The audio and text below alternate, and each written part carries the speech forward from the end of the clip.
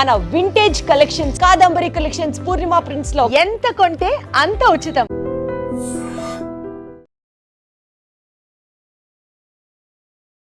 నమస్కారం, welcome to I dream. ధర్మ మార్గం విత్ విజిత కార్యక్రమానికి స్వాగతం.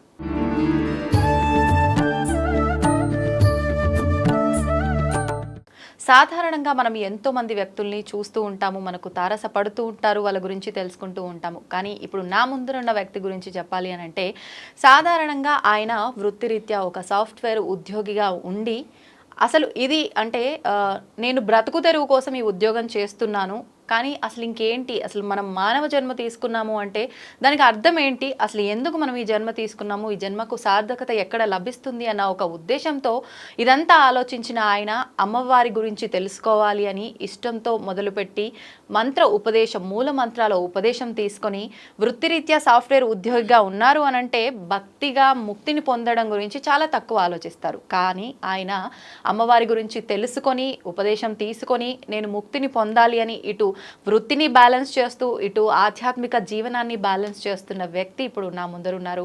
ఆయన శ్రీ విద్యా గ్రంథ రచయిత పసుమర్తి వెంకట దుర్గా సుబ్రహ్మణ్యం గారు. ఇప్పుడు వారితో మాట్లాడి లలిత సహస్రనామాల గురించి కానివ్వండి, శ్రీ విద్య గురించి కానివ్వండి, వారు స్వతహాగా ఒక 4 పుస్తకాలు కూడా రాయటం జరిగింది. అసలు ఆ పుస్తకాల్లో ఏమున్నాయి, రాయాల్సిన సందర్భాలు ఎందుకు వచ్చాయి, ఇవన్నీ కూడా ఆయనతో మాట్లాడి తెలుసుకునే ప్రయత్నం చేద్దాం. నమస్కారం అండి.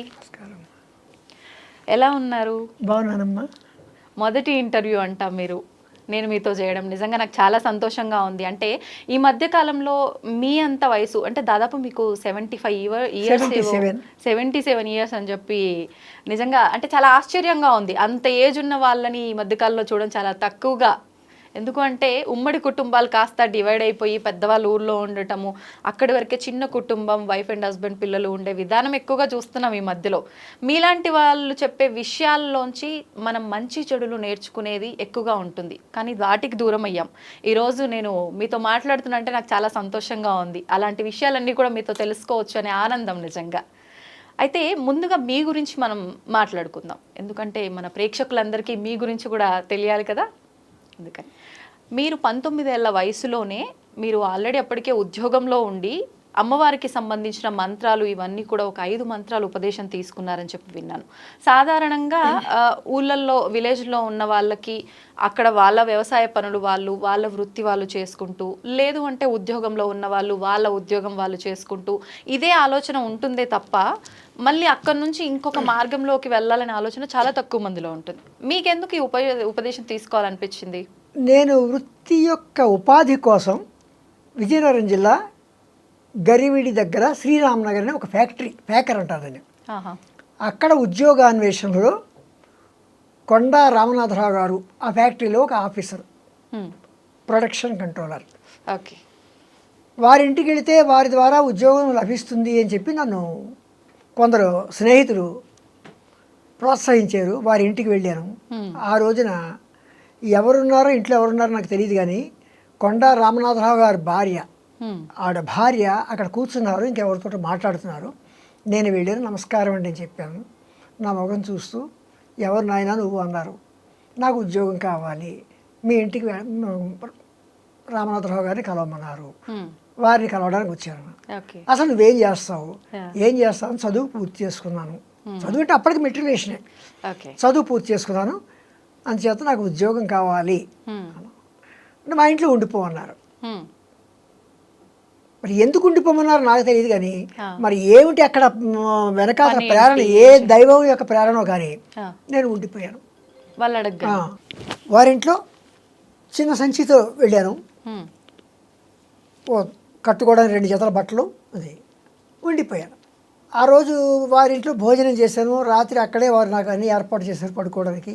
అది కంపెనీ ఇచ్చిన ఇల్లు, కొంచెం పెద్దది. తెల్లవారుజాము లేస్తే 88 ఏళ్ళ వ్యక్తి ఒక ఆయన 2:30కి లేచి ఆసనాలు వేసుకుంటున్నారు. ఆయన ఎవరు అంటే తర్వాత తెలిసింది కొండా రామనాథరావు గారి తండ్రి, ఒక అడ్వకేటు. తర్వాత ఆయన కుర్తాళ మౌనస్వామి వారు 1948లోనే ఆయన దగ్గర శిష్యరికం పొందారు. ఆయన శ్రీ విద్యోపాసన మొత్తం తీసుకున్నారు. ఆయన మొత్తం కంప్లీట్గా సాధన చేస్తుండేవారు. ఆయన 2:30కి లేచేటప్పుడు నేను ఆయన పక్కనే ఉన్నాను, కూర్చున్నాను. ఆయన ఏం చేస్తున్నారు అన్నీ అబ్జర్వ్ చేశాను. ఆ. 2:30 నుంచి ఇంచుమించుగా 4 గంటల వరకు ఆసనాలు తలవేలింటివన్నీ చేసుకుని 4 గంటలకు స్నానం చేసి వెనకాతల మామూలుగా దేవుడి గది వంటిల్లు ఉన్నాయి, అక్కడ అమ్మవారి దగ్గర కూర్చున్నారు. అమ్మవారి దగ్గర కూర్చొని ఇంకా ఆయన యొక్క అనుష్ఠానం ఇవన్నీ ప్రారంభించారు. అప్పుడు నాకు తెలిసింది నేను ఎక్కడికి వెళ్ళాను. అప్పుడే తెలిసింది. ఎక్కడికి వెళ్ళానంటే సాక్షాత్తు అమ్మవారి పాదాల దగ్గరికి వెళ్ళాను. సరే ఈ రకంగా ఆ రకంగా వాళ్ళ ఇంట్లో ఉన్నాను, నాకు మంచి మంచి ప్లేసే దొరికింది, ఒక దైవ సన్నిధి దొరికింది, ఉద్యోగం ఇప్పిస్తాను వాళ్ళు కూడా హామీ ఇచ్చారు. అంటే ఇక్కడ నేను అప్పుడు ఊహించాను, అప్పుడు చిన్న వయసు, నాకు తినడానికి దొరికింది, ఉండడానికి దేవుణ్ణి ప్రార్థించుకోవడానికి దొరికింది అని సంతోషించుకున్నాను. అంటే భుక్తి ముక్తి అని నాకు అంత అంత గొప్ప లాంగ్వేజ్ నాకు రాదు. అప్పుడు వారు ఏం చేశారంటే ఇలాగ కొన్నాళ్ళ పాటు ఖాళీగానే ఉన్నాను, వారికి ఏదైనా చిన్న చిన్న సాయం చేస్తుండేవాడిని. ఒక రోజుని కొండ ఆయన భార్య ఎవరైతే ఆసనాలు వేసుకున్నారో కొండ కోటయ్య గారు, ఆయన భార్య కూడా ఆవిడకి కూడా దాదాపు 80 ఏళ్ళు ఉంటాయి. ఆవిడ కింద కూర్చున్నారు, కింద మామూలుగానే కూర్చున్నారు, మనం కూర్చొని ఈ రోజులో కూర్చోలేము, అటువంటి కిందనే కూర్చున్నారు. ఇలా రాని దగ్గర పిలిచారు. పిలిచిన తర్వాత దేవుడు నమస్కారం చేసుకుంటావా అన్నారు. నమస్కారం చేసుకున్నాను. అలాగే వారి వెనకాతల ఆయన అగ్నికార్యం చేసేవారు. ఆ టైంలోనే మేము తెల్లవారుజాము లేచి బ్రాహ్మణులు అంటే అగ్నికార్యం చేయడం, వైశ్వదేవం ఇలాంటివన్నీ చేస్తుంటారు. అంటే హోమమా అగ్నికార్యం? హోమం, అందులో హోమం చేయడం అగ్నికార్యం అంటారు. తర్వాత వైశ్వదేవం కూడా చేస్తారు, సంధ్యావందనం ఇలాంటివన్నీ చేసుకుని అమ్మవారికి కూడా సేవించుకుంటారు. నేను అన్నీ చూసిన తర్వాత ఆవిడ పిలిచిన తర్వాత ఆవిడ వెనకాతలే కూర్చుంటూ ఆవిడ లలితా సహస్రనామ స్తోత్ర పారాయణ చేస్తూ ఉంటే ఏదో వినేవాడిని. అది పారాయణ ఏమిటా అని కూడా నాకు తెలిసేది కాదు అప్పట్లో. ఆయన కూడా అంత 88 ఏళ్ల వ్యక్తి కూడా నా పక్క అలా చూస్తూ నాతో మాట్లాడుతూ పక్కనే కూర్చోబెట్టుకునేవారు. క్రమంగా ఏమైందంటే ఓ రోజున మా ఇంటి దగ్గర నేను మామూలుగా నేల మీద పడుకున్నాను. మాకు దగ్గరలోనే ఒక చోట ఒక చిన్న ఇల్లు, నేల మీద పడుకుంటే తెల్లవారు తడుక్కుని మెరిసింది ఏమిటో కళ్ళ ముందు. నిద్రలోనే ఏదో పెద్ద మెరుపు వచ్చినట్టుగా అనిపించింది. అది అనిపించిందో లేకపోతే నేను అనుకున్నానో నాకు తెలియదు. తెల్లవారు మళ్ళీ మామూలుగా వాళ్ళ ఇంటికి వచ్చినప్పుడు ఏం చెప్పానంటే ఇలాగా అన్నాను, ఏం లేదులే నేను నీకు మంత్రోపదేశం చేస్తాను అని మొట్టమొదటిసారిగా నాకు గణపతి మంత్రాన్ని, మహాగణపతి మంత్రాన్ని నాకు ఉపదేశించారు. అది రాసిచ్చారు, ఉపదేశించారు. వారికి ఉపదేశించే హక్కు ఉంది, అర్హత ఉంది కనుక నాకు ఆ గణపతి మంత్రాన్ని ఉపదేశించారు. ఇది జాగ్రత్తగా చేసుకో, ఇది కొంచెం ఒక వారం రోజులు చేసుకున్న తర్వాత నీకు బాలా త్రిపుర సుందరి మంత్రాన్ని చెప్తారు. ఆ రకంగా వారింట్లో గణపతి, బాలా త్రిపుర సుందరి, శక్తి పంచాక్షరి, చివరిసారిగా పంచదశి, ఈ 4 మంత్రాలు నాకు ఉపదేశం ఇచ్చారు వారే. అదే సమయంలో ఆయన కొడుకు కొండ రామనాథరావు గారు అని చెప్పి ఉద్యోగం కోసం వెళ్ళారు కదా, ఆయన ఫ్యాక్టరీలో ఇంటర్వ్యూకి తీసుకెళ్లారు. ఉపదేశం అయిపోయిన తర్వాత ఉపదేశం ఇది మామూలే, ఇది జరుగుతుంది. తీసుకెళ్ళారు. అక్కడ ఆయన ఏం చేశారంటే మామూలుగా ఇంటర్వ్యూ జరిగింది. ఆ ఇంటర్వ్యూలో కూడా కొంచెం నాకు తెలిసిన ఆ వయసుకు తెలిసిన రకంగానే నేను ఆన్సర్ చేశాను. వాళ్ళకి నచ్చింది, నాకు ఉద్యోగం ఇచ్చారు. అంటే అక్కడ భుక్తి, ఇక్కడ వీరి దగ్గర ముక్తి, నాకు 2 కూడా సమకూరే కనుక అలా కొన్నాళ్ళు ఉన్నాను. అప్పటికి వారు ఏం చేశారంటే IBM వారి కొన్ని మిషన్స్, అంటే ఆ రోజు పంచికార్డ్ డేటా ప్రాసెసింగ్ అంటారు, అది అకౌంటింగ్ పర్పస్ ఆ కంపెనీ తెచ్చుకుంది అద్దెకి. అవి రెంట్కి తెచ్చుకుంటారు. ఆ రోజుల్లో IBM రెంట్కి ఇచ్చేది హై బేసిస్ మీద. ఆ డిపార్ట్మెంట్లో ఆయన డేటా ప్రాసెసింగ్ ఆఫీసర్గా వాళ్ళే అపాయింట్ చేశారు, ఆ కంపెనీ వాళ్ళే. ఆయన నన్ను ఏం చేశారంటే క్లార్క్గా నన్ను తీసుకున్నారు ఆ డిపార్ట్మెంట్లో. ఆ తర్వాత ఏమైందంటే నేనే అప్పటికి కలకత్తా IBM తోటి కొంచెం చిన్న పరిచయం ఏర్పడింది. ఆ ట్రైనింగ్ అయితే బాగుంటుందని చెప్పి unit record machine operator course, ఈ రోజు దాన్ని ప్రోగ్రామరు అంటారు. కంట్రోల్ ప్యానల్ వైరింగు, డిఫరెంట్ రిపోర్ట్స్కి వైరింగ్ చేయడం, ఇలాంటివన్నీ కంట్రోల్ ప్యానల్ వైరింగ్ ఉండే ఆ రోజు. ఆ రకంగా నేను ఆయన ద్వారా ఆ కంపెనీ స్పాన్సర్షిప్ మీద కలకత్తాలో 1972లో నేను IBM వారి దగ్గర ట్రైనింగ్ అయ్యాను. అది నా సాఫ్ట్వేర్ యొక్క అంటే ఈ కొండ రామనాథరావు గారు నాకు సాఫ్ట్వేర్ ఫీల్డ్లోకి అడుగు పెట్టించారు. ఆయనే నాకు ఈ కంట్రోల్ ప్యానల్ వైరింగ్ ఇవన్నీ కూడా శ్రద్ధగా అక్కడ ట్రైనింగ్ అయ్యింది. అప్పుడు నాకు ఏమైందంటే అనుకోకుండా నేషనల్ ఇన్స్టిట్యూట్ ఆఫ్ ఓషనోగ్రఫీ గోవాలో ఈ వర్క్ తోటి నాకు అక్కడ ఇంటర్వ్యూ వచ్చింది. అప్పటికి నేను మెట్రికులేషన్ ఓకే. అయినప్పటికీ నాకు ఉద్యోగం. ఎంతమంది 75 మంది దాదాపు ఇండియా నుంచి అందరూ ఇంటర్వ్యూకి వచ్చారు. కేరళ నుంచి ఒకతను, ఆంధ్రప్రదేశ్ నుంచి నేను, గోవాలో ఒక అబ్బాయిని, మొత్తం 3 అబ్బాయిలు తీసుకున్నారు. మేము 3 అలా కంటిన్యూ దాదాపు 4 సంవత్సరాలు వర్క్ చేశాను అక్కడ. అది సెంట్రల్ గవర్నమెంట్. కానీ సాఫ్ట్వేర్ ఫీల్డ్లో ఇంకా డెవలప్ అవ్వాలని చెప్పి నేను మెడ్రాస్ వచ్చేసాను. ఓకే. సాఫ్ట్వేర్ సర్వీసెస్లో, క్యామియో సాఫ్ట్వేర్ సర్వీసెస్లో అక్కడ డేటా ఎంట్రీ, అప్పటికి డేటా ఎంట్రీ సిస్టమ్ వచ్చేసింది, పీసీలు కూడా వచ్చాయి. అప్పుడు నేను అక్కడ డేటా ఎంట్రీ ఆపరేటర్గా చేరాను. చేరినప్పుడు ఏమైందంటే జైపూర్ షుగర్ కంపెనీ వారి యొక్క హెడ్ ఆఫీస్ అక్కడ ఉంది, వారి ఫ్యాక్టరీ ఎక్కడ ఉందంటే వెస్ట్ గోదావరిలో ఉంది.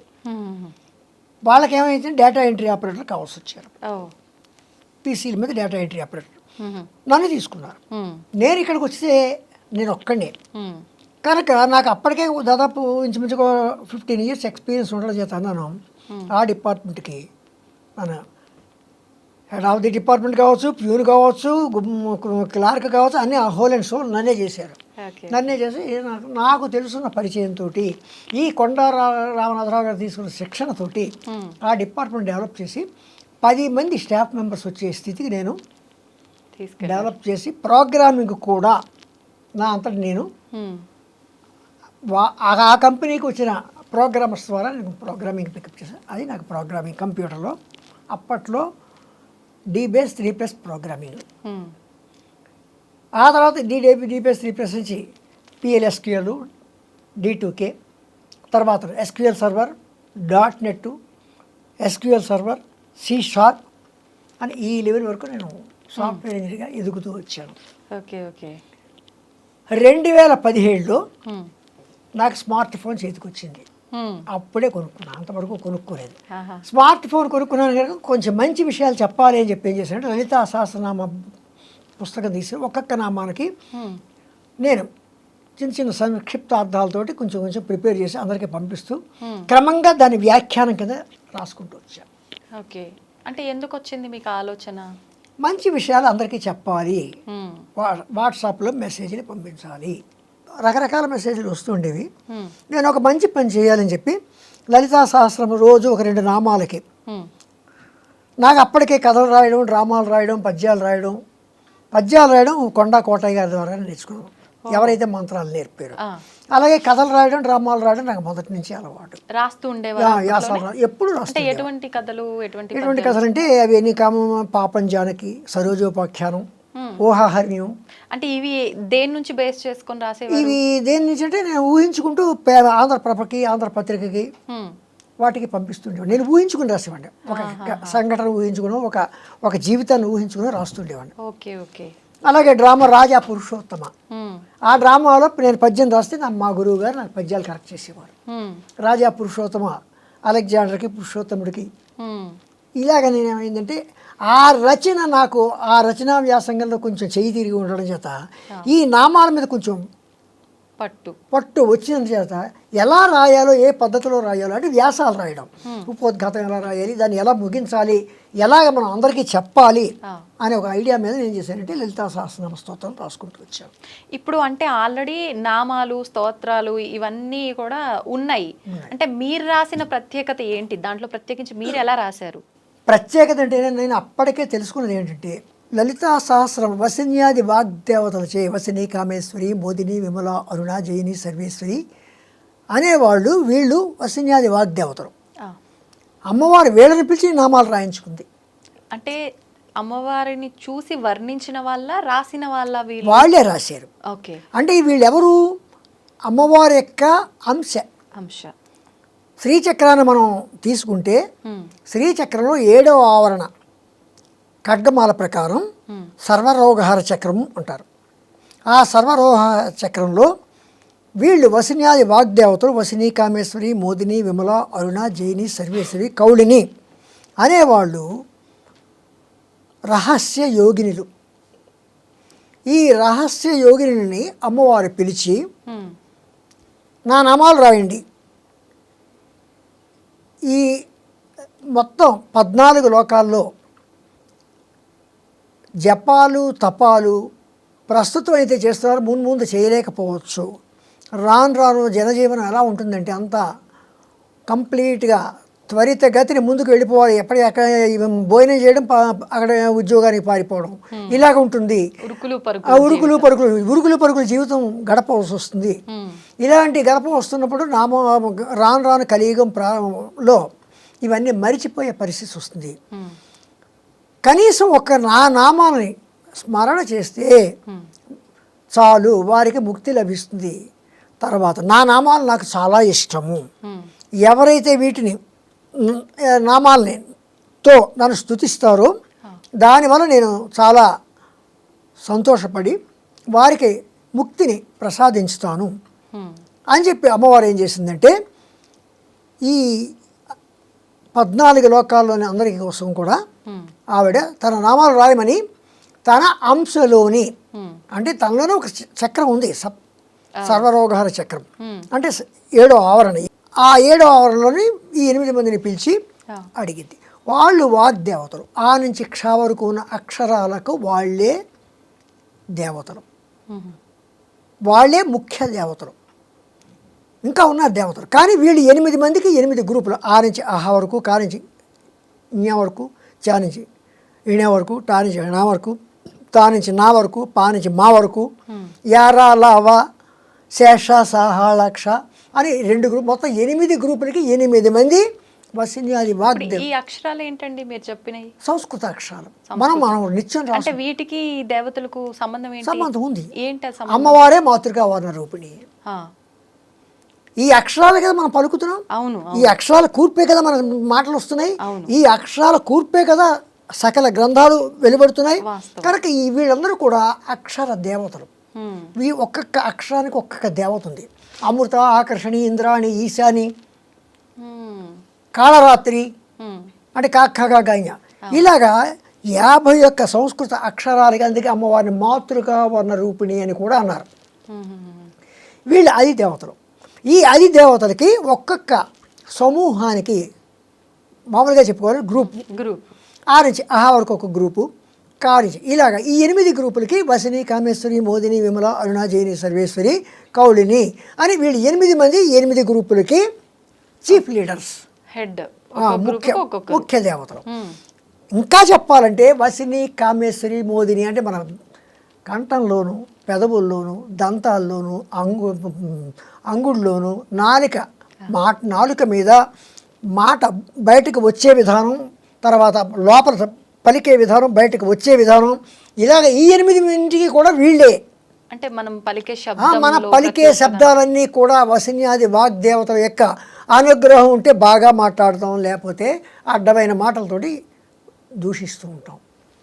ఇప్పుడు మొత్తానికే మాటలు రాని వాళ్ళకి వీళ్ళ అనుగ్రహం లేదని, అనుగ్రహం లేదు.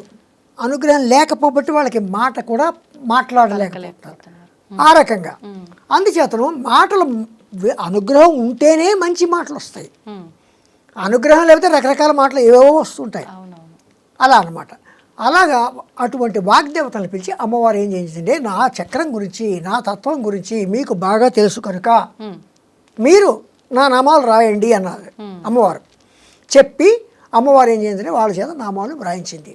అంటే ఇది లోక కళ్యాణం, ఒక రకంగా లోక కళ్యాణార్థము. అంటే ఇప్పుడు మనం యాగాలు, హోమాలు ఇవన్నీ ఎలా చేస్తామో, అమ్మవారే లోక కళ్యాణం కోసము తన నామాలు రాయించుకుంది.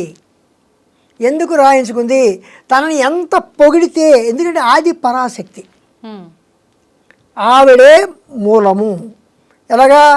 ఆది అంతము లేనిది.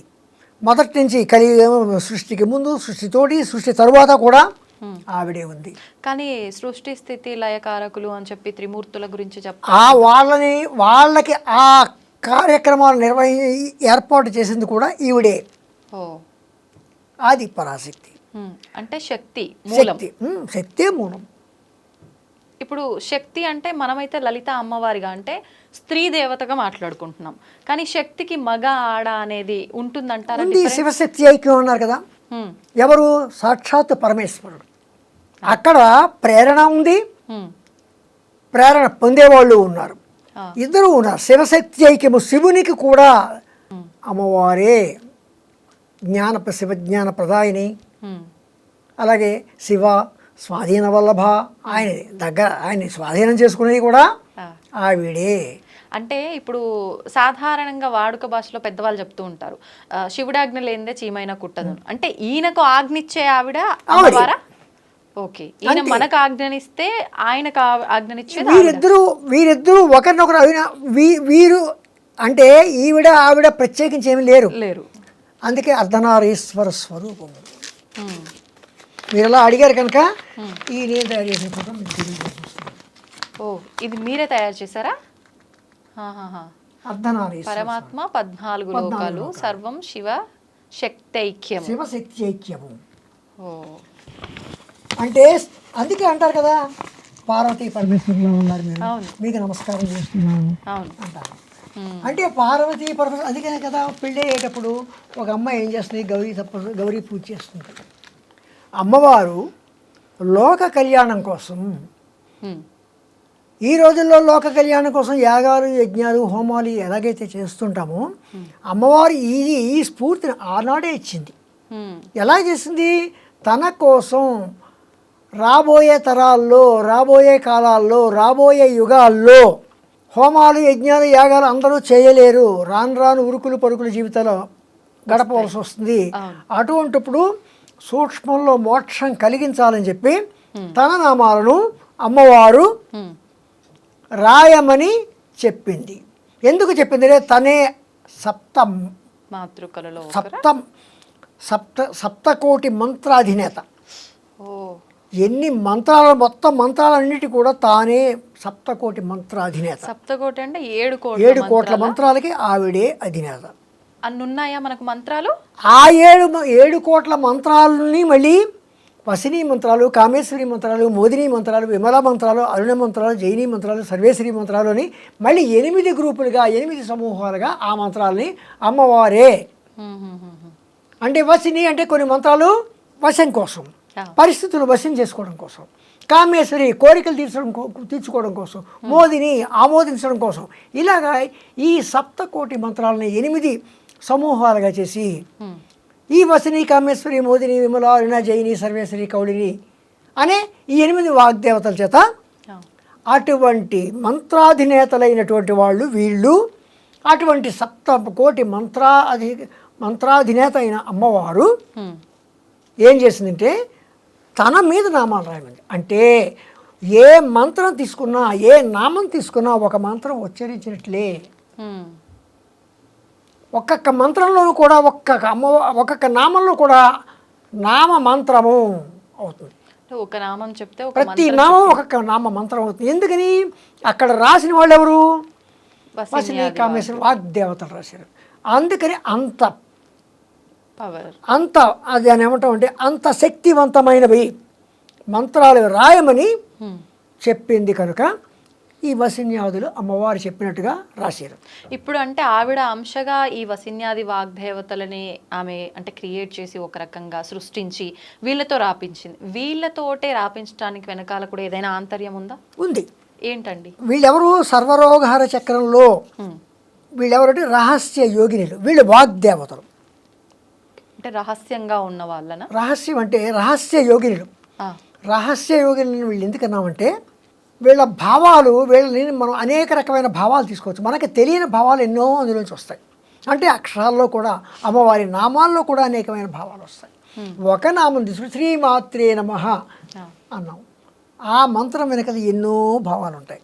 ఇప్పుడు ఈ శ్రీమాత్రే నమః ఒక్క మంత్రం కనుక చేసుకుంటే లలిత సహస్రనామాలు మొత్తం చేసిన ఫలితం ఉంటుందా? ప్రతిదానికి మనం షార్ట్ కట్లు ఊహించుకుంటూ కూర్చుంటే ఇంకా జీవితమే షార్ట్ కట్ అయిపోతుంది. అది తప్పు. అది తప్పనిసరి పరిస్థితిలో మనం షార్ట్ కట్ ఉపయోగించుకోవాలి తప్ప ప్రతిదానికి షార్ట్ కట్ తీసుకుని అలా అయితే ఇంకా అక్కర్లే. అంటే తప్పనిసరి పరిస్థితుల్లో ఉపయోగించవచ్చు. ఏంటి తప్పనిసరి పరిస్థితి? తప్పనిసరి పరిస్థితి ఏదో ఈ రోజు స్నానం చేయడం కుదరలేదు, లేదా నేను ఎక్కడో ఏదో కార్యక్రమంలో ఉన్నాను, ఎక్కడికో బయటకు వెళ్ళాను, అమ్మా నేను చేసుకోలేకపోతున్నాను, లేకపోతే ఈ రోజు వేరే కార్యక్రమాల చేత, లేకపోతే నాకు ఆరోగ్యం బాగోలేదు, ఇలాంటి కారణంగా అమ్మ శ్రీమాత్రే నమః అనొచ్చు. కానీ అయిన దానికి కాని దానికి శ్రీమాత్రే నమః అనుకుంటూ కూర్చుంటే ఆవిడ కూడా ఒకటి భోజనం పిలిచి ఒక ఆయన భోజనం వెళ్ళాడు పేదరాశి పెద్దమ్మ ఇంటికి. ఆవిడ భోజనం పెడుతోంది. ఏమని పెట్టింది? నాన్న ఇదే కూర అనుకో, ఇదే పప్పు అనుకో, ఇదే చారు అనుకో, ఇదే ఇది బూరి అనుకో అంది. అంటే వడ్డించిన ఒక్క దాంట్లోనే పంచభక్ష పరమాన్నాలు అన్ని ఒకే రూపంలో చూపించేస్తుంది. అన్నం ఇదే పప్పడుకు ఇదే కావాలి తినేసాడు ఆయన. ఆయన వెళ్ళిపోయేటప్పుడు ఏం చేశాడు, ఆవిడ చేతిలో 10 పైసలు పెట్టి ఇదే రూపాయలకు, ఇదే 100 రూపాయలకు, ఇది 1000 రూపాయలకు అని చెప్పాడు. అలాగే చేస్తుంది అమ్మవారు కూడా. అంటే ఫలితం మనం ఎలా చేస్తాం, ఫలితం అది అనమాట. యద్భావం తద్భవతి. ఓకే. అందుకని మనము ప్రతిదానికి షార్ట్ కట్ ఉందని మా గురువుగారు అవును మీ గురువుగారు షార్ట్ కట్ చెప్పారు, నీకు వీలు కాని పరిస్థితులు చేయమన్నారు తప్ప షార్ట్ కట్ ఎల్లవేళ ఉపయోగించమని కాదు. కానీ ఇక్కడ అమ్మవారు ఏం చేసింది, సహస్రనామాలు వ్రాయించుకుంది. అవును. ఈ సహస్రనామాలు ఎందుకు ఉపయోగిస్తాయి, ఒక్కొక్క నామం ఒక్కొక్క మంత్రం. అందుకే నేనేం చెప్పాను, ప్రథమ నామ మంత్రము శ్రీమాత్రే నమః, రెండవ నామ మంత్రము శ్రీ మహారాజ్ఞే నమః అని ప్రతిదానికి నామ మంత్రం అని పేరు పెట్టాను నేను నా వ్యాఖ్యానంలో. అంటే ప్రతి నామం ఒక మంత్రమే. ఎందుకని, ఆవిడ 7 మంత్రాధినేత. అందుకనమాట సర్వ మంత్రాత్మిక అని ఒక నామమే ఉంది అమ్మవారికి. అలాగా ఆవిడ ఏం చేసిందంటే వసిన్యాది వాగ్దేవతలను పిలిచి తన నామాలు వ్రాయమంది. వాళ్ళ నామాలు రాశారు. నామాలు రాసిన తర్వాత ఒక రోజున చింతామణి గృహంలో, మణిద్వీపంలో చింతామణి గృహంలో కూర్చుంది. చుట్టూ కోట్లాది రూపాయల బ్రహ్మలు, ఒక బ్రహ్మ ఒక సరస్వతి వస్తే వాళ్ళకి తృప్తి కలగదు కనుక కోట్లాది రూపాయల్లో వచ్చారు. లక్ష్మీనారాయణులు కోట్లాది రూపాయల్లో వచ్చారు. గౌరీ రుద్రులు కోట్లాది రూపాయల్లో వచ్చారు. మహాచతుషష్టి కోటి యోగిని గణ దేవతలకు వచ్చారు. తర్వాత అందరూ మొత్తం వారాహి, రాజశ్యామల అమ్మవారి యొక్క బలగం అంతా అక్కడ ఆ చింతామణి గృహంలో సమావేశమై ఉంటే అంతవరకు ఈ లలితా సహస్రనామాలు అనేవి ఎవరికి తెలియని పరిస్థితిలో అమ్మవారు ఒక చిరునవ్వు చూస్తూ అక్కడే కూర్చున్న వసిన్యాది వాగ్దేవతల్ని నేను చెప్పిన పని ఏం చేశారు అన్నట్టుగా వారికి ఒక సంజ్ఞ ఇచ్చింది. ఏం పని చెప్పారు, నామాలు రాయమంది. వెంటనే వాళ్ళు లేచారు, నిలబడ్డారు. ముక్త కంఠంతో ఒకే కంఠంతో శ్రీమాత అన్నారు. చెప్పడం మొదలు పెట్టారు. ముందేమన్నారు, శ్రీమాత, శ్రీ మహారాజ్ఞి, శ్రీమత్ సింహాసనేశ్వరి, రాజాదిరాజ రాజమార్తాడ రాజ వైభోగం అని చెప్పి రాజులు వస్తుంటూ అంటుంటారు కదా. అలా ఇక్కడ అమ్మవారు ఏం చేశారంటే శ్రీమాత, శ్రీ మహారాజ్ఞి, శ్రీమత్ సింహాసనేశ్వరి. ఇంకేముంది, ఆవిడ ఒక్కసారి ఆవిడ తబ్బుబ్బి అయిపోయింది. చూస్తోంది, నవ్వుతోంది. ఇంకా ఏం చెప్తారో అని. చిదగ్నికుండ సంభూత, నువ్వు ఇలా పుట్టేవమ్మా, ఎక్కడి నుంచి పుట్టావో, చైతన్యాగ్నిలోంచి పుట్టేవమ్మా. ఎందుకు పుట్టేవమ్మా, దేవకార్య సముద్యత. ఎందుకు పుట్టేవో, దేవతల యొక్క వారి యొక్క బాధలను తీర్చడానికి పుట్టేవమ్మా. ఇంకా అక్కడి నుంచి ఆవిడ యొక్క స్థూల రూపాన్ని ముందు వర్ణించడం. అలా ఉంటావమ్మా, ఇలా ఉంటావమ్మా, నీ కళ్ళు ఇలా ఉంటాయి, నీ ముక్కు ఇలా ఉంటుంది.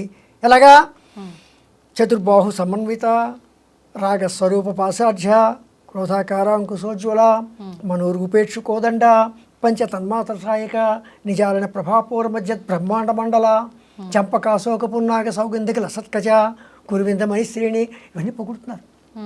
ఈ శిరోజాలమ్మ, శిరోజాల యొక్క వాసన, మల్లె పుష్పాలు ఇవన్నీ తీసుకుని వాటి వాసన చెప్పుకుంటున్నాయి. ఈ ముక్కు ఎలా ఉంది, సంపంగి మొగ్గలా ఉంది, అప్పుడే ఇచ్చిన సంపంగి మొగ్గలా ఉంది. ఈ కళ్ళు ఎలా ఉన్నాయి, చేపలు, చేప పిల్లల్లో ఉన్నాయి. ఎలాగా, ముఖచంద్రకళంకా విశేష వదన స్మరమాంగలి గృత వక్త్రలక్ష్మీ పరివాహ చలన్ మీనాభలోచన. అమ్మవారి యొక్క సౌందర్యమైన ఈ ముఖంలో, ఆ ప్రవాహంలో వక్త్రలక్ష్మీ పరివాహ చలన్ మీనా, చేప పిల్లలు కదులుతున్నట్టుగా ఉన్నాయి ఆ కళ్ళు. ఎంత మంచి వర్ణన. వక్త్రలక్ష్మీ పరివాహ చలన్ మీనాభలోచన, నవచంపక పుష్పాభనాసాదండ. అప్పుడే ఇచ్చిన నీ ముక్కమ్మ సంపంగి మొగ్గలా ఉందమ్మా అంట మనం. అలాగే నవచంపక పుష్పాభనాసాదండ విరాజిత, తారాకాంతి తిరస్కారి నాసాభరణం.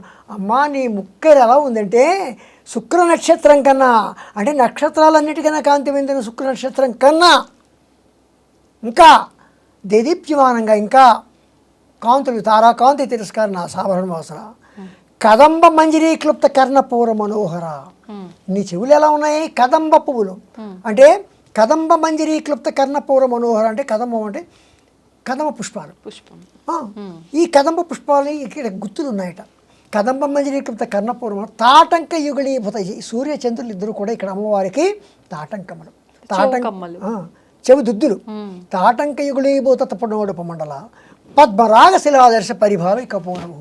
ఈ రెండు ఎలా ఉన్నాయంటే ఒకటి అద్దంట, ఒకటేమో పద్మరాగ మణిలాగా నున్నగా ఎలా ఉన్నాయంటే పరమేశ్వరుడు తన ఈ ఇందులో తన ముఖాన్ని చూసుకుంటున్నట్టు తన అందం ఎలా ఉందో అని చెప్పి అమ్మవారి యొక్క ఈ కపోల ఇక్కడ ఒక్కసారి. అందుకే శంకరాచార్యుల వారు ఏమన్నారంటే ఈ గడ్డంట పరమేశ్వరుడికి పిడిట. ఈ పిడి పట్టుకుని ఇలా ఇలా తిప్పుకుంటున్నట్టు, ఇక్కడి పక్క చూసుకుంటున్నట్టు ఇటు పక్క చూసుకుంటున్నట్టు తన అందాన్ని. అలాగా పద్మరాగ శిలాదర్శ పరిభావి కపోలము నవవిద్రుమ బింబసేన కార్యదనచ్చద. అప్పుడే సాన పట్టిన వజ్రము పగడము, అప్పుడే పండిన దొండ పండు లాంటి పెదవులు, నవవిద్రుం బింబసేన కార్యదనచ్చద శుద్ధ విద్యాంకురాకార ద్విజవంతి ద్వయోశ్వర. అమ్మవారిని పొగుడుతున్నాయి ఈ నామాలతోటి. అలాగే మనం నామాలు చదువు, మీరు అన్నారు ఇందాక ఈ నామాల వల్ల ఒక ప్రయోజనం ఏమిటి అని. వాళ్ళు చేసినట్టుగా వాళ్ళు చదివినట్టుగానే తప్పు లేకుండా మనం కూడా, అంటే మనం అంత వర్ణించినట్టుగా మనమే దాన్ని ఎంజాయ్ చేస్తూ గనక మనం భక్తితో చేస్తేనే ఫలితం ఉంటుందేమో కదా. అలా ఉండదు, ఏదో మాట వరుసకి. అందుకే కూడా దార్శుడి తప్పు దండంతో సరే ఈ నామాలన్నీ అయిపోయిన తర్వాత యదక్షర పద భ్రష్టం మాత్ర హింసేత్ భవేత్ తత్సర్వం క్షమితాం దేవి ప్రసీద నమోస్తుతే అని కూడా అంటాం. అవునవును. అంటే అంటే తప్పు ఏమైనా ఉంటే క్షమించని. మన ఇంటికి ఎవరైనా వచ్చారు అన్నీ భోజనం చేసి వెళ్ళిపోతుంది, ఏమైనా అండి మీకు కూరలు బాగోపోయినా చారులు బాగోపోయినా ఏమనుకోకండి అంటాం కదా. అలాగా ఉంది, కానీ తప్పు లేకుండా చదవాలి. మొన్న మాకు యాగం జరిగింది. యాగం జరిపి లలితా సహస్రనామ స్తోత్ర పారాయణ జరిగింది. లలితా సహస్రనామ స్తోత్ర పారాయణ జరిగితే శ్రీరామ్ గారి వద్ద పండితులలో 2-3 పండితులు లలితా సహస్రనామ స్తోత్రం చేస్తూ చదువుతుంటే స్తోత్రం అంటే ఇలాగే చదవాలి అని అందరికీ అనిపించిన, అంత గంభీరంగా నిజంగా నాకే ఎంతో సంతోషం అనిపించింది. ఆయన చదువుతారు, ఆయన అంత బాగా చదువుతారు. ఆయన అక్కడ కూర్చుని ఆయన చదువుతున్నారు అనుకున్నా కూడా అంత బాగా వెనకాతలు కూర్చుని వాళ్ళు చదువుతున్నారు. అంటే ఆయన కంఠం వాళ్ళ కంఠం కూడా అంత బాగుంటుంది.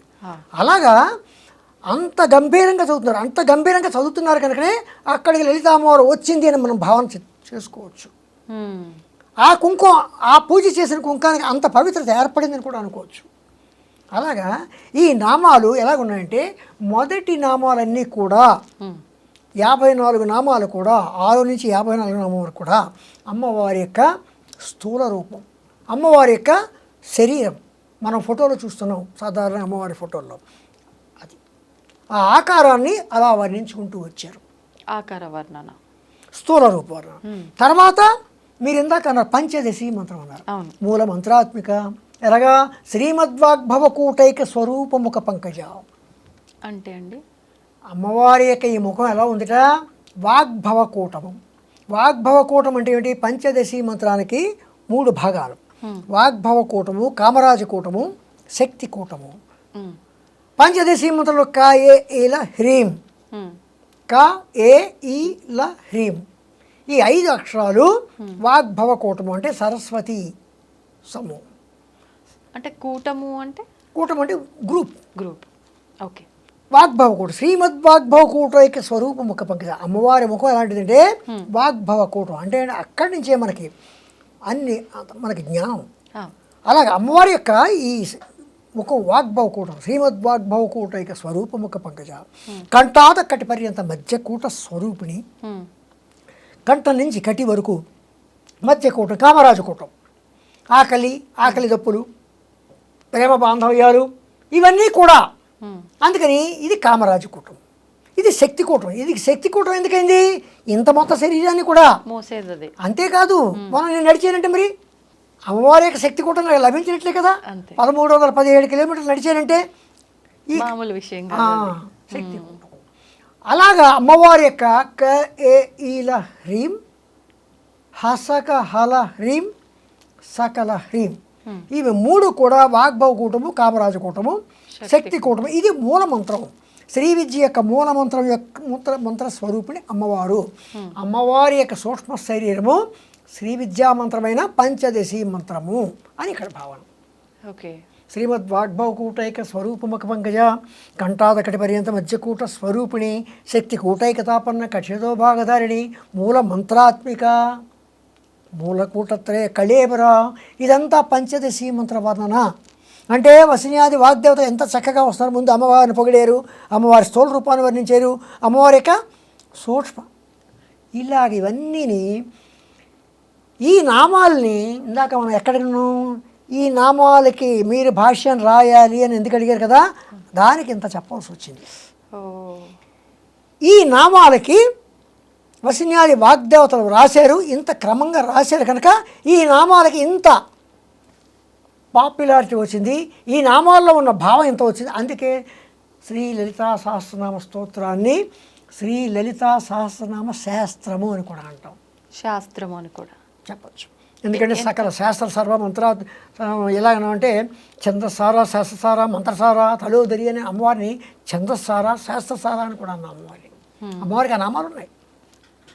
అలాగా ఈ నామాలన్నీ కూడా రాయబడ్డాయి కనుక ఇలాంటి నామాలు వసిన్యాది వాగ్దేవతలు రాస్తే అమ్మవారు ఏం చేస్తుందంటే నామాలు మాత్రమే కాదు ఈ నామాలకు ఒక భాష్యం రాయాలి అని ఏం చెప్పారు. భాష్యము అంటే భాష్యం వివరణ, వ్యాఖ్యానము, నెరేషన్ అని కూడా మనం ఆ భాష్యం రాయాలని చెప్పి అమ్మవారు ఏం చేసిందంటే భాస్కర్ రాయల వారిని ఒక ఆయన పూర్ణ దీక్షాపరుడు, ఆయన శంకరాచార్యుల వారి తర్వాత శంకరాచార్యుల వారితో సమానమే ఆయన కూడా. అంతటి మహాత్ముడికి ఈ కార్యక్రమాన్ని అప్పచెప్పింది భాష్యం రాయటం. కానీ ఇక్కడ ఇంకో విచిత్రం ఉంది, చెప్పమంటే చెప్తాను. చెప్పండి. ఎలాగంటే సాక్షాత్తు శంకరాచార్యుల వారే లలితా సహస్రనామ స్తోత్రానికి భాష్యం రాయాలి అని అనుకున్నారు. అనుకుని తన శిష్యుల్ని ఈ గ్రంథం తీసుకురండి, లలితా సహస్రనామ స్తోత్రం వసిన్యాది వాగ్దేవతలు రాసింది, తీసుకురండి అన్నారు. అంటే శిష్యులు వెళ్ళేది దొరకలేదు, ఎక్కడ దొరకలేదు.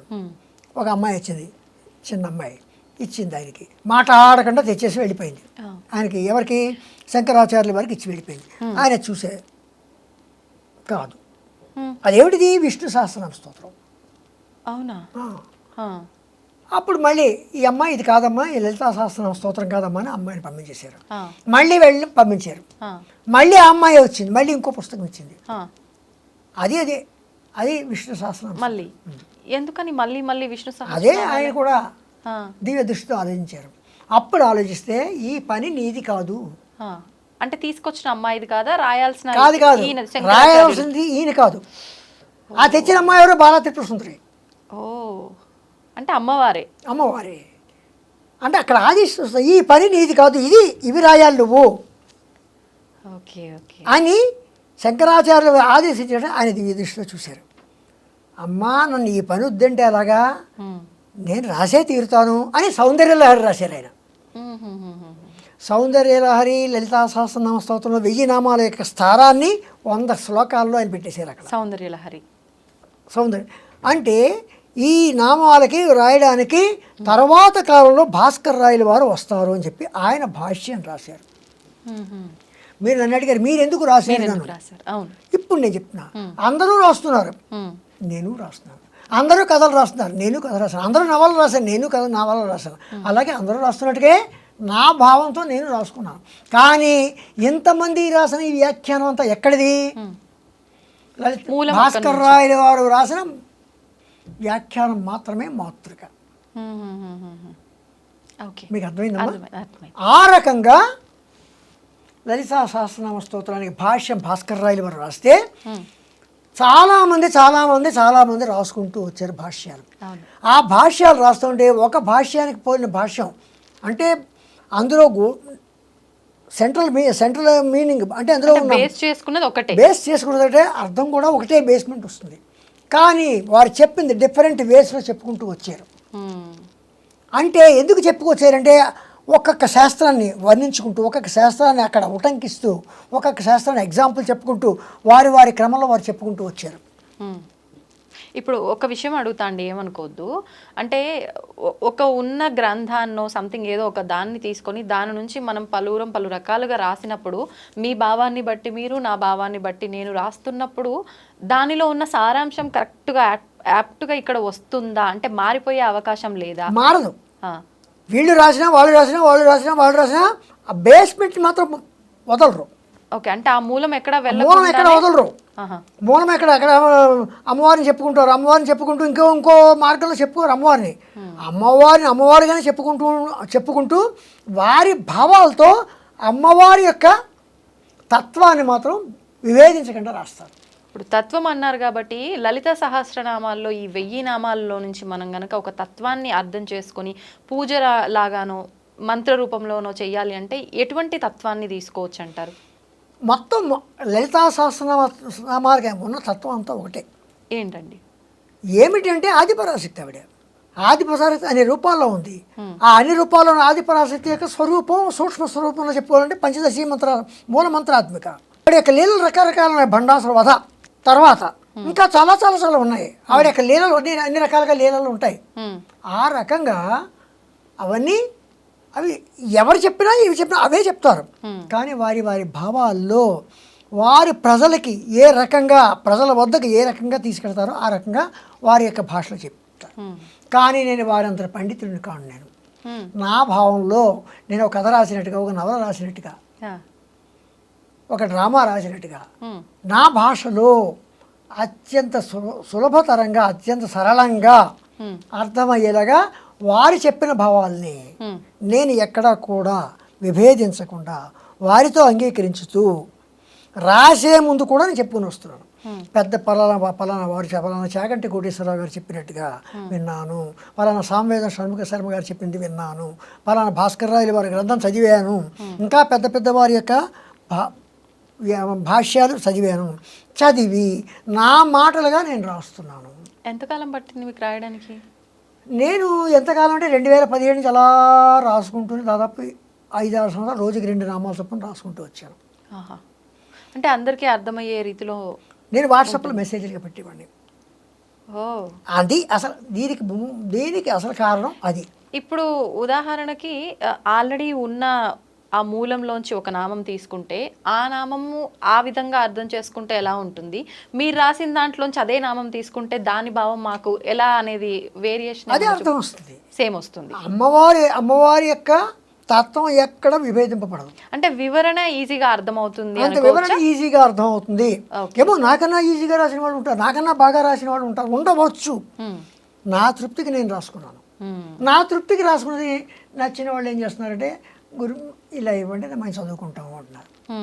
మేము చదువుకుంటాము అంటున్నారు. చివరికి ఏమైందంటే ఒక పుస్తకంగా తయారైంది. ఇందులో ఒక చోట వజ్రేశ్వరి వామదేవి వయోవస్థ వివర్జిత సిద్ధేశ్వరి సిద్ధ విద్య సిద్ధమాత యశస్విని అని 97వ శ్లోకం ఉంది. ఆ 97వ శ్లోకం ఏమిటి? కొండలిని గురించి వివరిస్తున్నారు.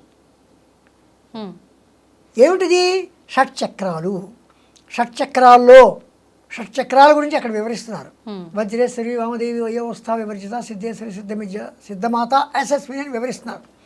ఆ వివరిస్తున్నది ఏమిటంటే, అమ్మవారు వజ్రేశ్వరి వామదేవి వయోవస్థ వివర్జిత సిద్ధేశ్వరి సిద్ధమాత యశస్విని అని చెప్పి 7 రూపాల్లో, షట్చక్రాల్లో 6 రూపాల్లోనూ, ఇక్కడ యశస్విని రూపంలోనూ అమ్మవారు ముందని వశిన్యాది వాగ్దేవతలు చెప్పి ఈ షట్చక్రాల యొక్క రూపాల్లో షట్చక్రాలు ఎలా ఉంటాయి, వాటి తాలూకు తత్వం ఏమిటి అని చెప్పుకుంటూ ఈ పుస్తకం చెప్పారు. అందులో చెప్పినప్పుడు ఏం చేశారంటే, షట్చక్రాల్లో విశుద్ధి చక్రం ఎక్కడుంది, విశుద్ధి చక్రం తర్వాత అనాహత చక్రం ఉంది, మణిపూర చక్రం ఉంది, స్వాధిష్టాన చక్రం ఉంది, మూలాధారం ఉంది, ఆజ్ఞా చక్రం ఉంది, సహస్రారం ఉంది, ఇంకా చక్రాలు ఉన్నాయి. ఈ ముఖ్యంగా 7. ఈ 6 చక్రాల్లోనూ 50 దళాలు ఉన్నాయి. ఈ 50 దళాల్లో ఈ మాతృక వర్ణాలు 51 అక్షరాలను చూడండి, వాటి యొక్క అధి దేవతలు లాడాలు ఒకే అక్షరం కింద భావిస్తే 50 మంది దేవతలు ఈ దళాల్లో ఉంటారు. ఈ దళాల్లో కూర్చుంటారు. అంటే అధిష్టాన దేవతలు అనుకోవచ్చా? అక్షరాధిష్టాన దేవతలు. అక్షరాధిష్టాన వాళ్ళు కూర్చుంటే అమ్మవారు మధ్యలో వజ్రేశ్వరి వామదేవి వయోవస్థ వివర్జిత సిద్ధేశ్వరి సిద్ధమాత యశస్విని అని అమ్మవారు ఆ పద్మాలు, ఇవన్నీ పద్మాలు, ఆ పద్మం మధ్యన అమ్మవారు కూర్చుంటుంది. సహస్రాలలో అమ్మవారు ఇక్కడ కూర్చుంటే ఈ 50 మంది దేవతలు అనులోమం విలోమంలో 10 సార్లు, అంటే అనులోమం 50 విలోమం 50 వెళ్ళి మళ్ళీ 10 సార్లు అంటే 1000 సార్లు, అంటే ఈ సహస్రానికి 1000 దళాలు కనుక ఈ 1000 దళాల అమ్మవారు ఉంటే అందులో యశస్విని రూపంలో అమ్మవారు ఉంటుంది. అంటే అమ్మవారు ఈ మంత్రాది ఈ అక్షరాది దేవతలందరూ కూడా మధ్యలో అమ్మవారు కూర్చుంటుంది. అందుకే అమ్మవారు మూల మంత్రాత్మిక అని కూడా చెప్పబడింది. ఓకే. ఇప్పుడు అంటే చాలా వరకు అన్ని రకాల మంత్రాలు అందరూ చేయడానికి వీల్లేదంటారు. ఇప్పుడు ఇవి మాత్రం తీసుకుంటే నామాలు, కానీ ఒక్కొక్క నామం ఒక మంత్రంతో సమానం. ఏదేమైనప్పటికీ ఇది అమ్మవారికి సంబంధించిన ఒక విషయం అని చెప్పొచ్చు.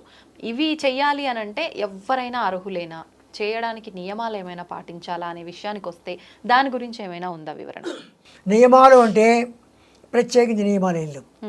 అమ్మవారు ఏం చేస్తుంది, ఏం చెప్పింది, అందరూ ఆబాల గోపవిదిత అన్నారు అమ్మవారు. అంటే చిన్న పిల్లవాడి దగ్గర నుంచి పెద్ద వయసు మళ్ళిన వాళ్ళ వరకు కూడా ఎవరైనా చేయవచ్చు. ఎవరైనా నమ్మకం ఉన్న ప్రతి ఒక్కరు కూడా నా శఠాయ నా దుష్టాయ నా విశ్వాసాయ కరిహిచిత్. శఠుడు, దుష్టుడు, మూర్ఖుడు ఇలాంటి వాళ్ళకి అంటకుండా, అందుకే రహస్యనామాలు అన్నారు. అది కూడా హయగ్రీవుల వారు అగస్త్యుల వారికి చెప్పారు. ఈ నామాలు ఆవిర్భవించిన విధానం చెప్తున్నప్పుడు నా శఠాయ నా దుష్టాయ నా విశ్వాసాయ కరిహిచిత్ అని. అంటే శఠుడికి, దుష్టుడికి, మూర్ఖుడికి వీళ్ళకి మనం చెప్పద్దు, వాళ్ళు మొండి వాళ్ళు వీటిని వినరు కనుక వాళ్ళకి వినకుండా ఇవి రహస్యనామాలుగా కాపాడుకోవాలి అని చెప్పి హయగ్రీవుల వారు అగస్త్యుల వారికి చెప్పారు. అలాగా ఇవి రహస్యనామాలు, ఆ రకంగా రహస్యనామాలను కూడా చెప్పచ్చు. అంటే ఓన్లీ వాళ్ళ వరకు మాత్రమే ఈ రహస్యనామాలు. అంటే సాధారణంగా రహస్యము అనగానే రహస్యం అంటే గుప్తార్థంగా ఎన్నో అర్థాలు ఉంటాయి. అవును, అలాగా కూడా చెప్పచ్చు. అందుకే లలిత రహస్యనామ స్తోత్రం అని చెప్పి రహస్యనామ స్తోత్రం అందుకని అన్నాం. అవును. అయితే ఇప్పుడు 1000 నామాలు ఉన్నాయి, కానీ వీటిలోంచి ముఖ్యంగా కొన్ని నామాలు తీసుకోవాలి ప్రత్యేకమైనవంటే అలా ఏమైనా మనం తీయొచ్చా, విడతీయొచ్చా? కొందరు రకరకాల వారి యొక్క కోరికల ప్రకారం ఒక చోట ఏముంది, మాకు ఒంట్లో బాగోట్లేదండి, ఏం చేయాలని అడుగుతారు. అప్పుడు ఏమని చెప్తారంటే సర్వవ్యాధి ప్రశమన్యై నమః సర్వమృష్టి నివారిణి అని అనువది ఆ నామం చదువుకో, కొన్నాళ్ళు చదువుకుంటే నీకు. మాకు పిల్లలు లేరండి, శ్రీమాత్రి అని మన నామం కొంచెం శ్రద్ధగా చదువుకో అని చెప్తూ ఉంటారు. అలాగా కొన్ని నామాలు మన యొక్క నమ్మకాలు. ఈ నామం చదివితేనే మన కోరిక తీరుతుంది, ఆ నామం చదివితేనే మన కోరిక తీరుతుందని కాదు. వారికి మరింత దగ్గరగా తీసుకెళ్ళగా ఆ నామాలు చెప్తారు. కానీ మనం ఏ నామాలు, లలితా సహస్రనామాలు ఏ నామాలు చేసినా సరే తప్పకుండా మన కోరికలు సిద్ధిస్తాయి. సాధారణంగా కలియుగంలో ప్రత్యక్ష దైవం శ్రీ లలితా పరమేశ్వరి మాత అని కూడా మనం చెప్పుకోవచ్చు. మనకి ఎందుకంటే వెంటనే పలుకుతుంది. అంటే మనకి ఇన్ని రూపాల్లో దేవతలు ఉన్నా కూడా, అంటే ఎవరి ఇష్టదైవంగా వాళ్ళు ఒక్కొక్క రూపాన్ని ఆరాధిస్తూ ఉంటారు. వీళ్ళందరినీ పట్టుకోవాల్సిన అవసరమే లేదు, ఓన్లీ అమ్మవారిని పట్టుకుంటే అందరి అనుగ్రహం ఉన్నట్టు అని భావించవచ్చా? విఘ్నేశ్వరుని పూజించితే విఘ్నాలు కాపాడుతాడు. సరస్వతీదేవిని పూజిస్తే విద్య వస్తుంది. లక్ష్మీదేవిని పూజిస్తే అష్టైశ్వర్యాలు వస్తాయి. ఈవిని పూజిస్తే ఇవన్నీ వస్తాయి. ఓకే, అన్నీ వస్తాయి, అందరి అనుగ్రహం ఆవిడ ద్వారానే లభిస్తుంది అనుకోవచ్చు, అంతే అంటారా? లేదు, మేము అసలు లలిత అమ్మవారి ఆరాధనే ఇప్పటివరకు చేయలేదు, అసలు నామాల గురించి మాకు తెలీదు, కానీ వివిధ రూపాల్లో వివిధ దేవతల ఆరాధన చేస్తున్నాము, మరి వాళ్ళందరికీ పైన, అంటే మన వాడుక భాషలో చెప్పాలంటే వీళ్ళందరికీ హెడ్గా ఆవిడ ఉన్నప్పుడు వీళ్ళని ఆరాధించిన ఆమె అనుగ్రహం మా పైన ఉంటుందా అనే వాళ్ళకి? ఆవిడ సర్వదేవతా స్వరూపుడి.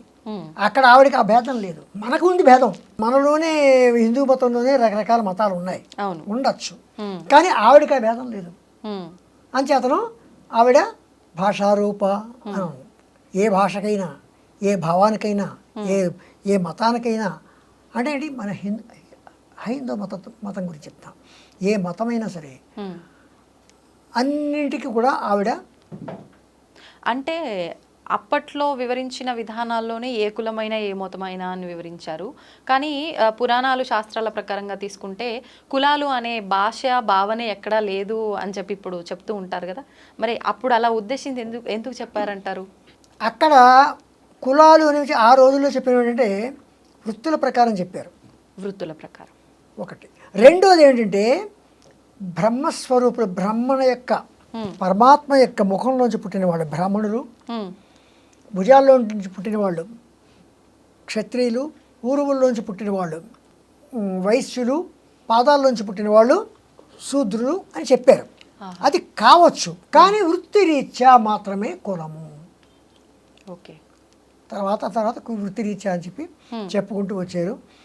తర్వాత ఇవేమైందంటే తరతరాలు మారుతుంటే మన చదువులు, మన వృత్తులు వేరేగా వస్తున్నాయి కనుక అంచేత మనకి ఇప్పుడు ఈ కులాలు అనేవి ఇదే.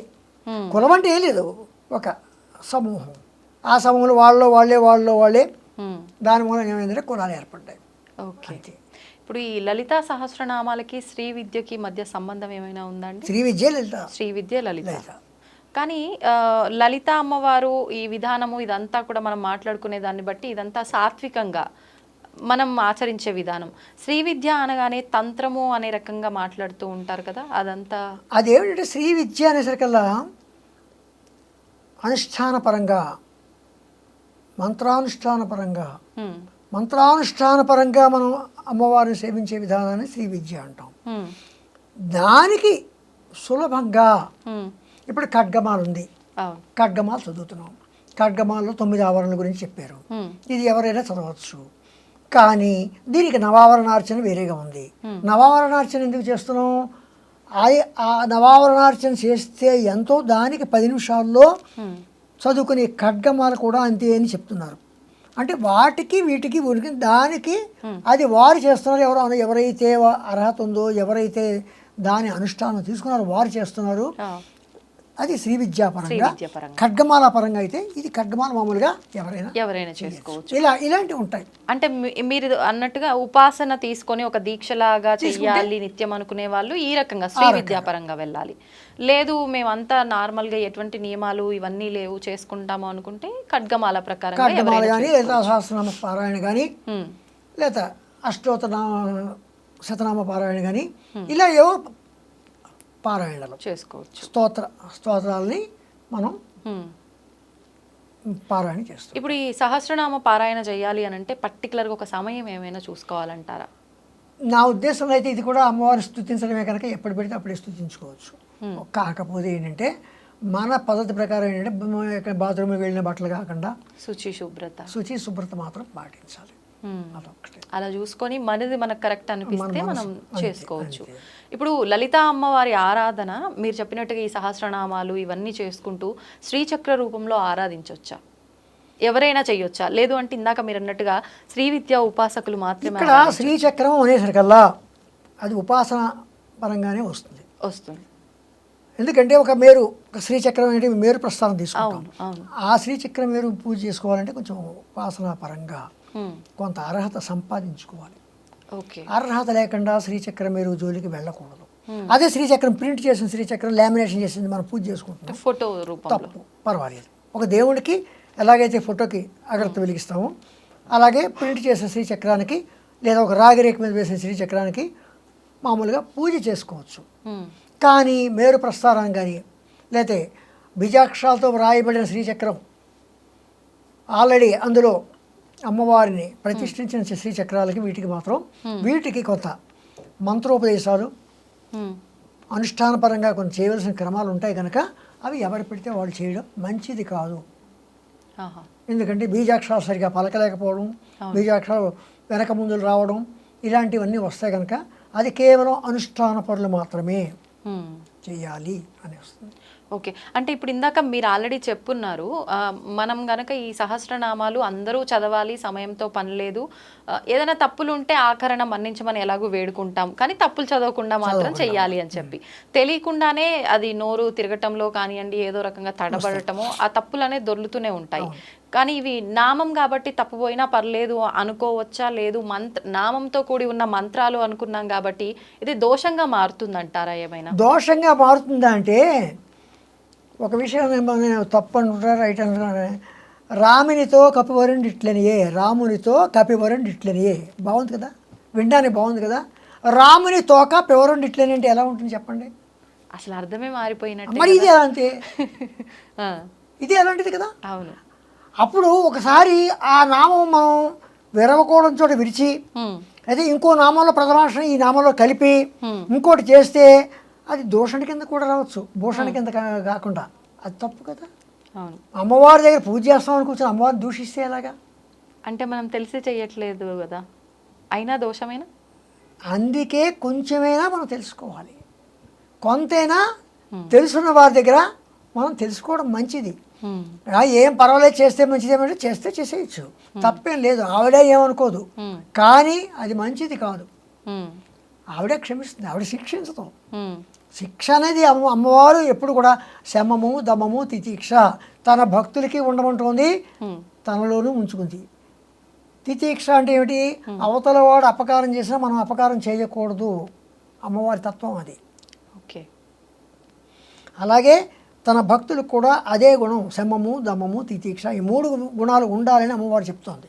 ఉమ్, ఆ గుణాలు ఉండాలి. అవును. శ్రీ విద్యో అంటే అమ్మవారిని ఎవరైతే పూజించుతున్నారో ఉమ్, ఎవరిని దుర్భాషలాడకూడదు, ఉమ్, ఎవరిని ఏమీ అనకూడదు, వీలైనంత వరకు కూడా ఒకరికి బాధ కలిగేలాగా చేయకూడదు అని చెప్తున్నారు. ఓకే. ఇప్పుడు ఈ లలితా సహస్రనామాల్లో సదాశివ కుటుంబిని అనే ఒక నామం అనేది ఉందా? అంటే దాన్ని మనం శివతత్వం ఇక్కడ ఇమిడీకృతమైంది అనుకోవచ్చా? దీన్ని ఎలా కరెక్ట్ కదా. తీసుకోవచ్చు? శివ కుటుంబం ఉమ్, ఎవరు? షణ్ముఖుడు, గణపతి. ఉమ్, శివ కుటుంబం అనే ఫోటోలే మన దగ్గర ఉంటాయి అవును. అంతే. ఉమ్, సదాశివ కుటుంబిని, ఆ కుటుంబంలో ఆవిడ గృహిణి, ఆ కుటుంబానికి యజమాని ఎవరు? సదాశివుడు. అందుకు సదాశివ కుటుంబిని. ఓకే. ఆ కుటుంబంలో నువ్వు గృహిణి అమ్మ. ఉమ్, అంత ఆది పరాశక్తి అయినా ఆయన దగ్గరికి వచ్చేసరికల్లా అవును. లజ్జా స్వరూపిణి. ఉమ్, ఆయన దగ్గర లజ్జ, ఉమ్. సిగ్గుపడుతూనే ఒక పెళ్లి కూతురులా కూర్చుంటుంది. ఇప్పుడు ఈ నామం చేసుకోవడం వల్ల ఎటువంటి ఫలితం ఉంటుందంటారు? ఏదండి? ప్రత్యేకించి ఈ సదాశివ కుటుంబిని అనే నామం చేసుకోవడం వల్ల తప్పే. అంటే తన కుటుంబంలో కలతలు లేకుండా ఉండాలి అంటే ఆ కుటుంబంతో పోల్చుకున్నాము అన్న భావన కలుగుతుంది మనకి. సదాశివ కుటుంబిని అని ఎప్పుడైతే అన్నా అమ్మవారి కుటుంబం, అమ్మవారి ఉండి షణ్ముఖుడు, తర్వాత గణపతి, తర్వాత పరమేశ్వరుడు, తర్వాత అమ్మవారు, వాళ్ళు నలుగురు కూడా లోకాన్ని రక్షిస్తున్నారు. ఉమ్, అలాగే వాళ్ళు కూడా అన్యోన్యంగా ఉంటున్నారు. కనుక మనం కూడా అన్యోన్యంగా అంటే మంత్రం 10 సార్లు మనం చేస్తున్నామంటే మనం ఎలా ఉండాలి ఓకే. అనే ఒకటి. అంటే మనం అమ్మవారి పూజ చేస్తున్నాం కనుక అబద్ధం ఆడకూడదు, అమ్మవారి పూజ చేస్తున్నాం కనుక అది వేరే ఆలోచన ఉండకూడదు. ఉమ్, వచ్చింది కదా అక్కడ క్రమశిక్షణ ఏర్పడుతుంది కదా, అది అనమాట. అంతేగాని అమ్మవారి పూజ చేసిన మళ్ళీ క్రమశిక్షణ వచ్చేది, మనలో పరివర్తన కలుగుతుంది. ఇప్పుడు మీరు అన్నందుకు నాకు ఒకటి గుర్తొచ్చింది. అంటే అమ్మవారిని పూజిస్తున్నాము, ఆరాధిస్తున్నాము, ఈ పారాయణం చేస్తున్నాం కాబట్టి ఇలా ఉండాలి అని మనం కొన్ని నియమాలు పెట్టుకుంటాం. కానీ చేస్తున్నంత సమయం మాత్రమే. తర్వాత యథావిధిగా ఎవరి ఆహార నియమాలను బట్టి వాళ్ళు ఆహారం తీసుకోవడం కానివ్వండి, వృత్తిరీత్యా ఇంకేదో రకంగా వాళ్ళ నిత్యం జరిగే పనులన్నీ కూడా చేస్తూ ఉంటారు. అట్లాంటప్పుడు కొంతమందిలో ఒక చిన్న సందేహం ఉంటుంది. అంటే ఉదాహరణకు మాంసాహారులు, శాకాహారులు తీసుకోండి. శాకాహారులకి ఇంకా ఎటువంటి భయం ఉండదు, మేము ప్యూర్ వెజిటేరియన్గా ఉన్నాము, మేము ఏ టైంలో అయినా ఏమైనా అంటే అమ్మవారి ఆరాధన నామము ఏదో ఒకటి చేసుకుంటాము, మాకు ఫలితం ఉంటుంది. మాంసాహారుల్లో ఒక చిన్న భయం అయితే ఉంటుంది. ఏమని? మేము మాంసాహారులం కాబట్టి పూజ చేసినంతసేపు ఉంటున్నాము, కానీ తర్వాత పూజ అయిపోయిన అనంతరము తర్వాత ఏదో ఒకటి మేము తినేస్తున్నాము, అందుకే మా కోరికలు నెరవేరట్లేదేమో, అమ్మవారికి మా పైన కోపమేమో, ఇలా ఆలోచించే వాళ్ళు కూడా ఉంటారు. ఆ భయం వద్దు. అవసరం ఏది లేదు. చెప్పమంటారా? కొండ దేవత ఎవరు? కొండల్లో గ్రామ దేవత ఎవరు? గ్రామ దేవతలకు ఏ ఆహారం పెడుతున్నాం? మనం మాంసాహారం పెడుతున్నాం కదా, మనం తింటున్నాం కదా, తప్పులేదు. అంత మాత్రాన ఇవి కులరీత్యా, వృత్తిరీత్యా, నీ నియమం రీత్యా నువ్వు శాకాహారం, నువ్వు మాంసాహారం జోలికి వెళ్ళకూడదు. ఇంకొకటి ఏంటంటే మాంసాహారానికి మనిషిలో ఉద్రేకాన్ని పెంచుతుంది, బుద్ధి యొక్క బలాన్ని తగ్గిస్తుంది. మాంసాహారానికి ఉన్న లక్షణం. శాకాహారానికి ఉన్న లక్షణం ఏంటంటే మనిషిలోనూ మాట్లాడే మాటలో కానీ అన్నింటిలోనూ తర్వాత ప్రవర్తనలో కూడా ఒక చక్కని ప్రవర్తన. అందుకోసం మాంసాహారులు శాకాహారులు ఉన్నారు తప్ప శాకాహారం తినడం మాత్రాన్ని అమ్మవారు రక్షిస్తుంది, మాంసాహారం శిక్షిస్తుంది అని ఏం లేదు. ఎందుకంటే కొండల్లోనూ కోనలోనూ ఆ దేవతలను, అందుకని అమ్మవారు కౌలాచార సాంప్రదాయం కూడా ఉంది అమ్మవారికి. అవునా? ఉంది కదా. అంటే ఇలా ఎన్ని సాంప్రదాయాల్లో అమ్మవారి ఆరాధన ఉంది? కౌలాచారం వామాచారం దక్షిణాచారం రెండూ ఉన్నాయి. అంటే ఈ రెండు ఆచారం ఎవరు ఏ ఆచారం సాధించినా చేసిన అమ్మవారినే. అంటే ఎవరు ఏ ఆచారాన్ని అయినా తీసుకోవచ్చు, ఆ ఆచారంలో కరెక్ట్గా ఉండడం కరెక్టా లేకపోతే బ్రాహ్మణులు వెళ్ళి కౌలాచారం తీసుకుంటే ఎలా కుదురుతుంది? ఆహా. శాకాహారి వెళ్ళి కౌలాచారం తీసుకుంటే ఎలా కుదురుతుంది? వాడికి మాంసం దినాలు ఉంది కౌలాచారం తీసుకుంటాడా? తప్పు కదా. వాడి వృత్తి పుట్టింది బ్రాహ్మణ కులం కదా. బ్రాహ్మణ కులంలో ఉన్నవాడు కౌలాచారం వెళ్ళి నేను కళ్ళు తాగుతాను, అమ్మవారికి కళ్ళు పడుతున్నాక నేను కళ్ళు తాగుతాను, అమ్మవారికి మాంసం పెడుతున్నాక మాంసం తింటానంటే వృత్తి మన యొక్క జన్మ ఏ జన్మ కనుక అది కుదరదు. Okay okay. అలాగే కొన్ని మంత్రోపదేశాలు తీసుకున్నాడు. మంత్రోపదేశం తీసుకున్న వాళ్ళు ముఖ్యంగా మాంసాహారం స్వీకరించకూడదు. అవునా? స్వీకరించకూడదు. అది ముందే గురువు గారు చెప్తారు మంత్రోపదేశం చెప్పేటప్పుడే. ఆ మంత్రాలు వేరేగా ఉన్నాయి. పరమంత్ర విభేదిని అన్నారు అమ్మవారిని. పరమంత్ర విభేదిని అంటే 7 మంత్రాలు కాకుండా అన్య మంత్రాలు వేరేగా ఉన్నాయి కొన్ని. అటువంటి మంత్రాలు అమ్మవారు విభేదించుతుంది. అలాగే ఆ మంత్రం గల వాళ్ళు అమ్మవారు విభేదిస్తుంది. పరమంత్ర విభేదిని అంటే ఆ మంత్రాలను విభేదిస్తుంది, వాళ్ళని కూడా విభేదిస్తుంది. ఓకే. అంటే మనం తీసుకునే ఆ మంత్ర దీక్షని బట్టి నియమాలు ఉంటాయని అనుకోవచ్చు. మనం తీసుకునే మంత్రాలన్నీ కూడా 7 మంత్రాల్లోనే ఉంటాయి. కొందరు ఏం చేస్తారంటే కొన్ని జాతపడి మంత్రాలు ఇవన్నీ మంత్రాలు ఉన్నాయి నేను అనుకోను, ఉన్నాయేమో. ఒకవేళ ఉంటే అలాంటి మంత్రాలు కానీ ఉంటే నిజంగా వాటి మీద ప్రభావం చూపిస్తున్నది అంటే అమ్మవారు పరమంత్ర విభేదిని. సంతోషం అండి, నిజంగా చాలా సంతోషంగా ఉంది మిమ్మల్ని కలిసినందుకు. చాలా మంచి మంచి విషయాలు తెలుసుకోవడం జరిగింది. వీలుంటే మరొక మంచి వీడియోలో మరిన్ని మాటలు మాట్లాడుకోవాలని చెప్పి ఆశిస్తున్నాను. ధన్యవాదాలు. తవ్వండి, తవ్వుతూనే శివలింగం సరే దాన్ని అట్లా కప్పేసేయండి, చూపించదండి. Krishna is there. మూర్తి పూజ కాదు, సాక్షాత్ బ్రజేంద్ర నందన భగవాన్ ఉన్నారు మూర్తిలో. ఏమీ ఆశించకుండా ఆరాధించే వాళ్ళు కూడా ఉన్నారా ప్రభుజీ? నిజమైన భక్తి అంటే మనకు తెలియదు కాబట్టి